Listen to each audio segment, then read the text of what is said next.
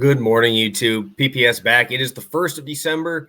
Welcome back to the Play of the Day videos. Did not have one yesterday. We did have Past the Prop. We're coming at you guys with two plays since I didn't have one yesterday for you guys. Separate here. No real NBA slate unless you want to take Luka, which honestly is not the worst idea, just to take Luka every single game at this point. The dude is just an absolute monster. But I'll be bringing you guys one NFL, one college basketball play here for the day. And let's go through a recap of Tuesday.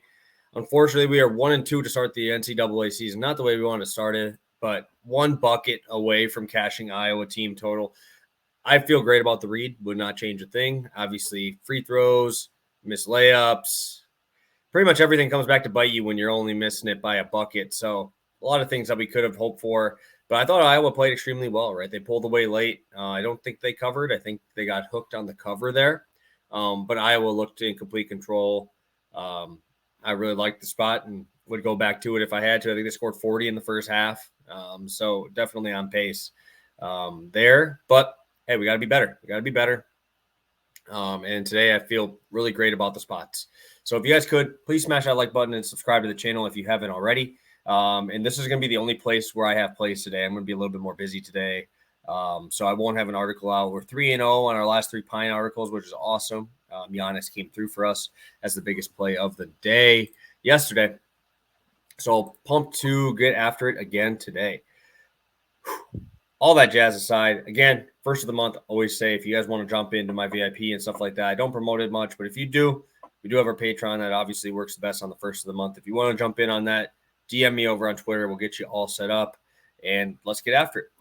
First play of the day is going to be Cornell, Delaware, over 152.5. I will get this pulled up for you guys because I know DraftKings has this one, I believe, at 153. So in 152.5 at minus 110. And why I like this play, Delaware actually has been playing pretty good basketball as of late, right? We're seeing them score 70 points per game so far this year, outside of just the Duke game where they only scored 58. But they scored 70 against Pennsylvania, 73 against Pennsylvania, allowed 86. Obviously, that's very good to see because, honestly, in my opinion, Cornell's a better offensive team than Pennsylvania. They gave up 75 points to Air Force. They scored 72 on Colgate. We've seen that team slow down teams like Syracuse, and they still were able to score. And then you go over to the Cornell side. They have scored 79 points in every single game except for the Boston College game where they only scored 77. So 77 plus points in every single game. We've seen them against Monmouth and Canisius in these last couple. I don't look a ton into like the St. Francis and Ithaca games, but they did what they were supposed to and got the wins in those games. And let's just look at the matchups here, right? Let's look at the matchups for each team. Cornell, they're not big, but neither is Delaware, right? They're not big teams. They're going to be running a lot of small lineups. Out of the top 7 guys on Delaware in terms of minutes, 6'7" is the tallest guy. And the same thing in the top 5 guys for Cornell. They're going to be smaller, but they're going to be shooting well, right? We see their top 5 guys in terms of minutes shoot over 33% from 3. They're going to be shooting all over the place. I love their pace. We talk about it all the time. Cornell is one of the top teams in pace every single year. And again, right? We've seen it run. We've seen Delaware kind of adapt to what the other team is doing in terms of tempo early on the season. And Delaware is going to be going up against a team in Cornell that ranks 41st in terms of pace. And I really like their point guard, Jameer Nelson Jr. Talked about him last year a little bit. Him and Jair Davis averaging 35-point game between themselves. 76% from the free throw line, and Jameer Nelson shooting over 35% from 3, which is awesome. And then, like I said, everybody from Cornell is going to be able to shoot, be able to snipe on these guys. Delaware's defense has been leaky, but they have been able to score, right? And that's what I kind of expect here. If you're going to have pace, you're going to be running smaller lineups. I think that pace could even speed up even more, right? We're not having to run the ball through the bigs for Delaware, which would be the only concern when you're playing Cornell, is you could get a lot of paint touches and a lot of points in the paint.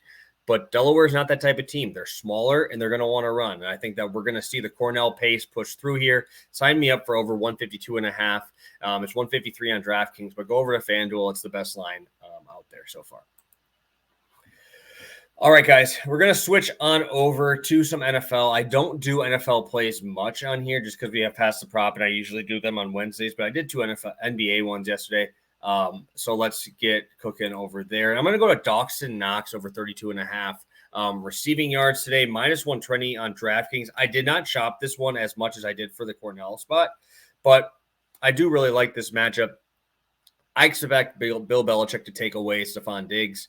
Then if you look at Gabe Davis and Isaiah McKenzie, both of them are in the average category on Pro Football Focus for their matchups here. This is just a tough team to pass on the outside, but they have been susceptible to passing to the tight ends, just those short passes, intermediate passes in the middle of the field. They're allowing 46 yards per game to the tight ends they've played so far this year. That's 8th highest in the NFL so far this year. And we saw at the end of the game last week, when Dawson Knox had those 2 catches, we started seeing that offense kind of flow, right? We started seeing them wanting to dump it down. New England is not going to let you get beat over the top, and I expect, like I said, Diggs to be double-teamed here. So I think Dawson Knox takes that next step. What I do really like is, outside of last week, we're starting to see the targets kind of go up, right? 4, 6, 7, and then obviously the 2 last week obviously was not what we really wanted to see, but I think we see Dawson Knox take that step forward this game. Very tough team to run on, so I don't know if Singletary is going to be that type of guy here. But I do like across the middle. I like the intermediate routes. Dawson Knox this week has the fifth highest advantage for tight ends. They have them facing off against Jelani Tavai. 13% matchup advantage. That is, like I said, the 5th highest. Obviously, Kelsey number 1 is.